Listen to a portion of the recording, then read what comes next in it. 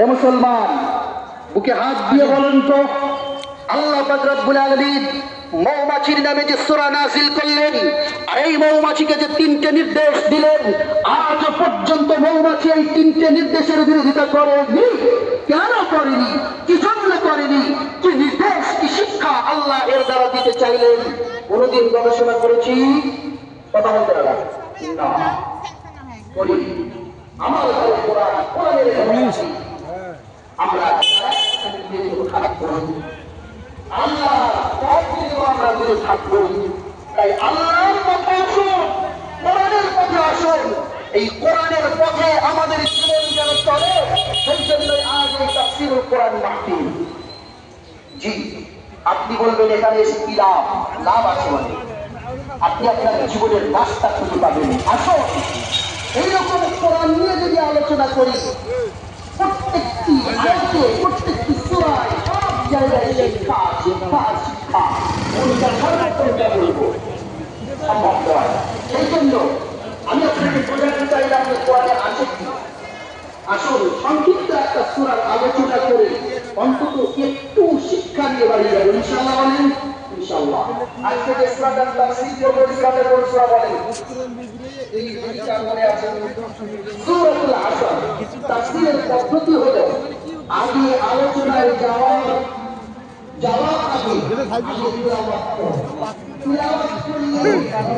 এগুলা তুলন যাব না।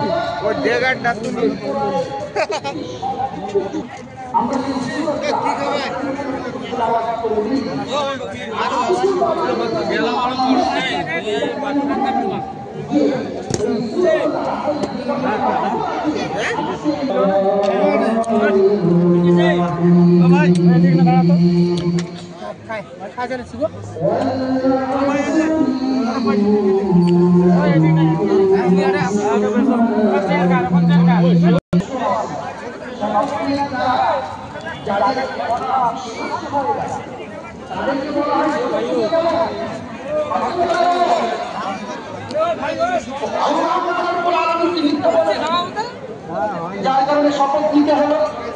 অন্তত আমরা ইমানদার মুসলমানরা এতটুকু তো বিশ্বাস করি আল্লাহ মিথ্যা বলেন না। তাহলে আল্লাহ শপথ দিলেন কেন? অন্তত এই শিক্ষাটা নিয়ে আসতে পারি যাই। আল্লাহ পাক রব্বুল আলামিন কোরআনে কারীমে এমন অনেক জায়গায় শপথ নিয়েছেন, তারপরে মূল বক্তব্য পেশ করেছেন।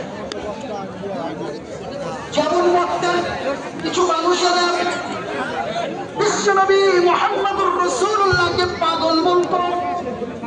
মুহাম্মদ তুমি পাগল। সঙ্গে সঙ্গে তাদের বিরোধিতা করলেন আর বিশ্বনবী মুহাম্মদুর রাসূলুল্লাহকে সাপোর্ট করলেন। তিনটি জিনিসের শপথ করলেন,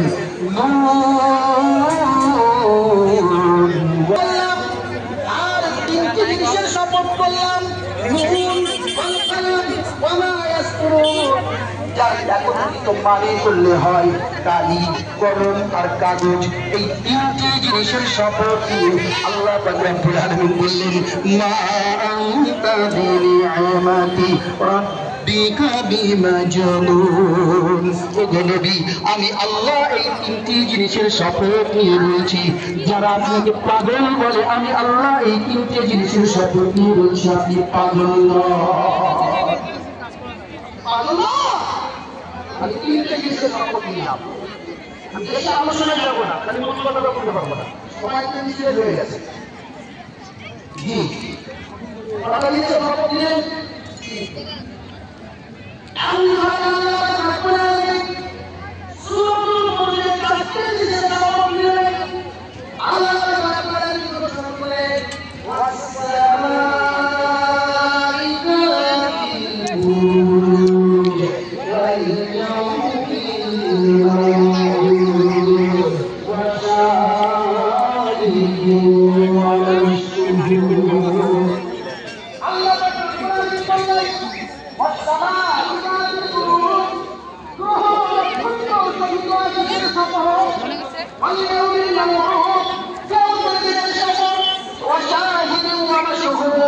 শুক্রবার আর ইয়াউমে আরাফা অন্তত মুসলমান, তুমি কি কোনোদিন গবেষণা করেছ? তুমি কি কোনোদিন ভেবে দেখেছ তোমার পিতা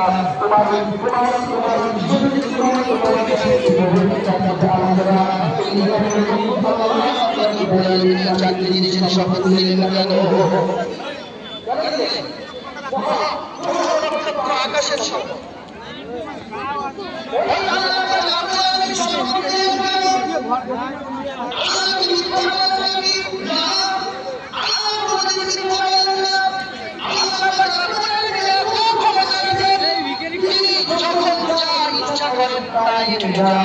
আল্লাহ কোরআন ঘোষণা করে ইন্নামা আমরুহু ইযা আরাদা শাইআন আন ইয়াকুলা লাহু কুন ফায়াকুন।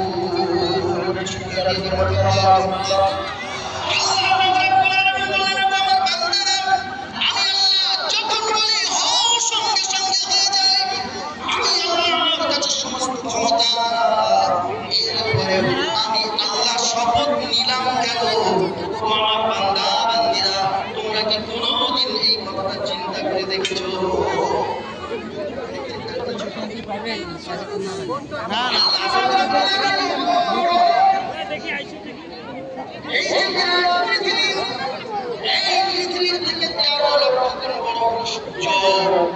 সূর্য যত বড় তার থেকে লক্ষ লক্ষ গুণ বড় হলো আকাশের একটা তারা।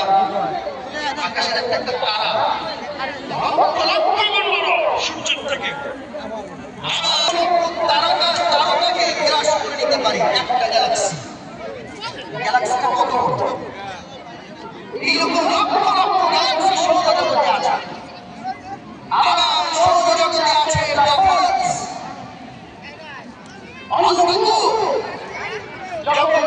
কোনো গ্যালাক্সি কোনো নক্ষত্র ওই ব্ল্যাক হোলের কাছে যায় সঙ্গে সঙ্গে ব্ল্যাক হোল মুহূর্তের মধ্যে তাকে চুষে খেয়ে ফেলে। কত কত সেই ব্ল্যাক হোল। আবার আছে মহাকাশে বিশ্বয়ে ছায়াপথ।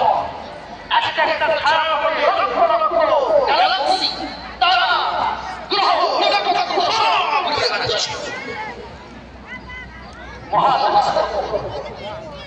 এই মহাকাশ যত বড় তার সব ধরিয়ে যদি ওই দ্বিতীয় আসমানে ফেলে দেওয়া তাহলে দ্বিতীয় আসমানে এই সব কিছু মনে হবে যেন একটা আংটি পড়ে আছে।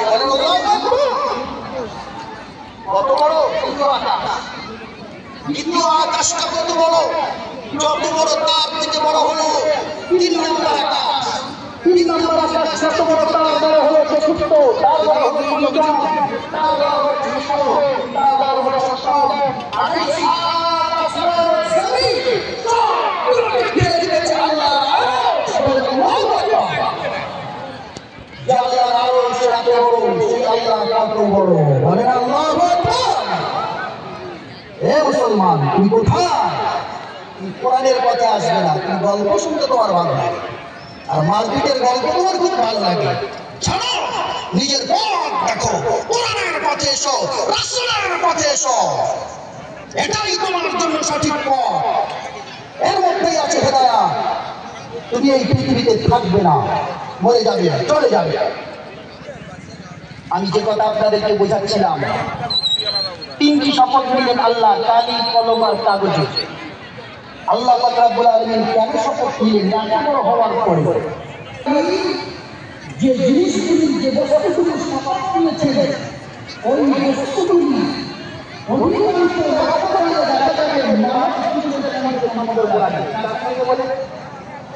যেমন বলেন কালি কলম আর কাগজ, এগুলো কোন জিনিসের কাজের সঙ্গে সম্পর্ক রাখে?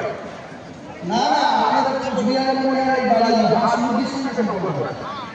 ওদের তারা কোন আসা ব্যবস্থা নাকি না, মানুষের সঙ্গে সম্পর্ক রাখে। আল্লাহ তাআলা কোরআনে কারীমে কোন বস্তুর শপথ নিয়েছেন মানে তিনি তার বান্দাদেরকে মেসেজ দিতে যাচ্ছেন, ওই বস্তুগুলো বান্দারা তোমার জীবনে অত্যন্ত গুরুত্বপূর্ণ।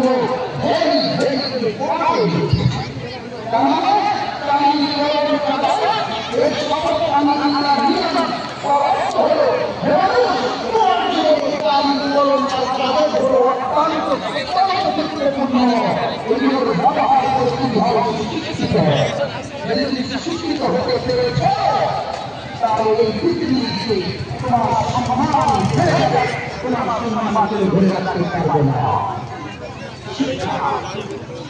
তাহলে আমরা বুঝলাম আল্লাহ তাআলাকে জিনিসগুলি সম্পর্কে ওই বস্তুগুলো মানুষের জীবনে সবথেকে গুরুত্বপূর্ণ এই ব্যাপারে বস্তু আছে। আমি আল্লাহ বলি তোমার জীবনে সবথেকে মূল্যবান বস্তু হলো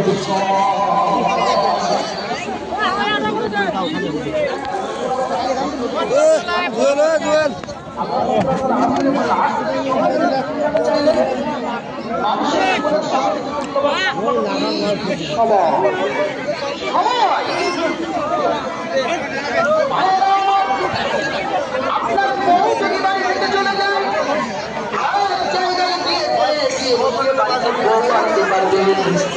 আপনার টাকা পয়সাগুলি করে নিয়ে যায়, আবার কামাই করে সেগুলো আনতে পারবেন। আপনার জমিন জায়গা যদি নষ্ট হয়ে যায় সেগুলো আবার প্রস্তুত করা সম্ভব। কিন্তু কোচবিহারের মুসলমানরা, মায়েরা, বোনেরা একবার বলেন তো, আমার আপনার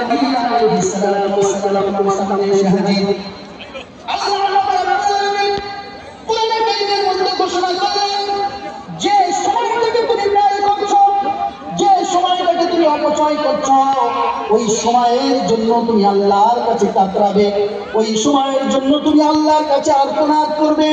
ফালাউলা ইযা বালাগাতিল হুলকুম ওয়া আনতুম হিনা ইযিন তানজুরুন।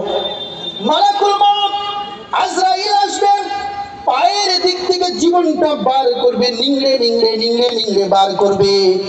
কাল ফালাউলা ইযা বালাগাতিল হুলকুম, ওই মউতটা, ওই জীবনটা যখন তোমার গলার কাছে চলে আসবে, ওয়া আনতুম হিনা ইযিন তানজুরুন, ওই সময় তুমি চতুর্দিকে ফালফাল করে তাকাবে, আল্লাহ পাক রব্বুল আলামিনের কাছে বারবার ফরিয়াদ করবে, ওগো রব্বুল আলামিন, জীবনের যে সময়গুলোকে নষ্ট করে এলাম, জীবনের যে সময়গুলোকে অপচয় করে এলাম, আমাকে আর একবার সুযোগ দেয়া হোক। আল্লাহ পাক রব্বুল আলামিন বলবেন, আজকে তোমার কোনো আর সুযোগ নেই। আজকে আমার জওয়ান যুবকেরা এই সময়